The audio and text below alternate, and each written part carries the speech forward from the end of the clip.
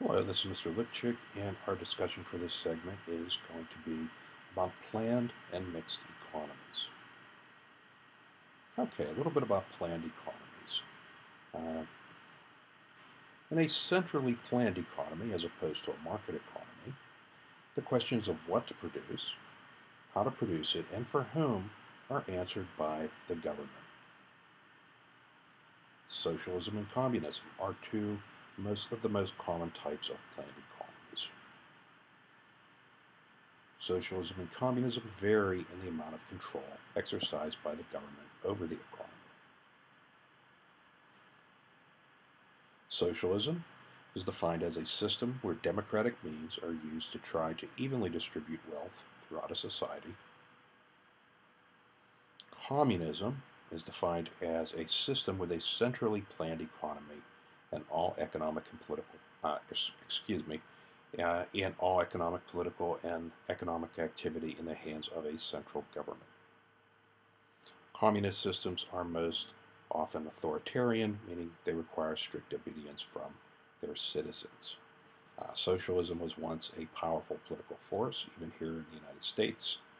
A socialist candidate for president won, I think, 3 or 4% of the vote at one point, which is pretty astounding when you consider that we have a two-party system. Okay, a little bit more about communism. The former Soviet Union, or USSR, provides the most well-known example of a communist planned economy. In 1917, revolutionaries overthrew the Emperor Tsar Nicholas II. Initially, the Russian Revolution produced a moderate form of socialism with a provisional government. Eventually, however, the Bolshevik revolutionaries, led by Vladimir Lenin to the right, seized control and introduced communist principles of government and economics. The government eventually came to plan every aspect of the economy, from what was produced to what wages workers would be paid. People were no longer allowed to choose their occupation or even where they would live. Government planning of the economy created enormous and personal hardships for the Russian people. And the reason for this is primarily that it's impossible for any government to anticipate all the needs and wants of their people. And trying to plan for it is just basically an insane proposition. Farmers were forced to work on agricultural collectives. Farmers received wages instead of being able to market their own crops. The most productive farmers no longer had an incentive to produce or innovate. Successful farmers were no longer interested in farming because they would only receive a wage like everyone else. Farmers who refused to collectivize were systematically starved to death, as you can see on the right, where Ukrainian peasants were the victim of Stalin's collectivization. Sadly, a lot of the profits from collectivization were not put back into feeding the Russian people, but were used to buy tractors and military equipment from overseas. Severe food shortages characterized the Soviet economy throughout its existence. You might wait in line 5 hours for a loaf of bread, and once you arrive at the store, there's no bread left. The Soviet Union put most of its resources into military and heavy industry. 2/3 of the Soviet GDP was spent on defense spending, which is mind-boggling. And consumer goods were not available in adequate quantities. As you recall our discussion of production possibilities, the Soviets were leaving out vast possibilities for a good quality of life by putting everything into the army. Trade barriers also kept out foreign goods, which were quite frankly in very high demand. You know, they would pay you $100 for a pair of blue jeans a long time ago because they were not available. With no competition, Soviet goods were inferior. They were of very poor quality. Problems faced by centrally planned economies include: one, that workers receive the same wages even if they are unproductive, removing their incentive to produce. Large bureaucracies are needed to plan the economy, and these departments become so large that they inhibit decision making.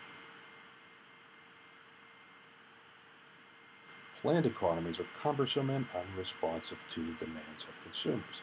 The demands of consumers change very quickly, and it's impossible for a large government bureaucracy to anticipate this and meet these demands. The Soviet Union tried, but it simply could not do it. There were huge surpluses of certain things and incredible shortages of other things, especially consumer goods and food.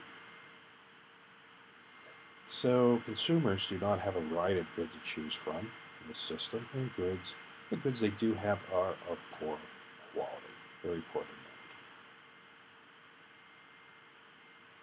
Okay, a quick word about traditional economies. Traditional economies are slow to change and provide a lower standard of living. Traditional, is a system where there's a very simple society, frequently tribal society, wilderness area, and they are based upon culture and tradition. That is, this is how we have always done things. Life expectancies in these societies are generally short, with few opportunities for most people. And many of these societies have turned to planned economies to speed up their economic development. So communism was appealing to many of these, especially in Africa. Okay, now we come to mixed economies. Economic systems based on a single type of economy with traditional practices have many shortcomings. Pure free market or laissez-faire economies are unstable, with drastic fluctuations in the economy and the inability to provide many goods needed by the public. These are known as market failures, as we've discussed earlier. So there are many mixed economic systems that try to balance private interest against public need. Our economy would be an example of a mixed economy. Modern economic systems, therefore, provide a mix of free markets with central planning, and these are known as mixed economic systems. The U.S. economy is a mixed economic system. And in a mixed economy, the government participates in both the factor market and the product market. In the U.S., the federal government employs over 2.8 million workers every year. This is a factor purchase. They're purchasing labor. Governments with mixed economies also participate in the product market with the purchase of computers, buildings, supplies, and other purchases. These governments also transfer money to individuals and organizations for a variety of reasons, such as social welfare programs and grants to stimulate the economy. Mixed economies vary in the degree to which the free enterprise system is used.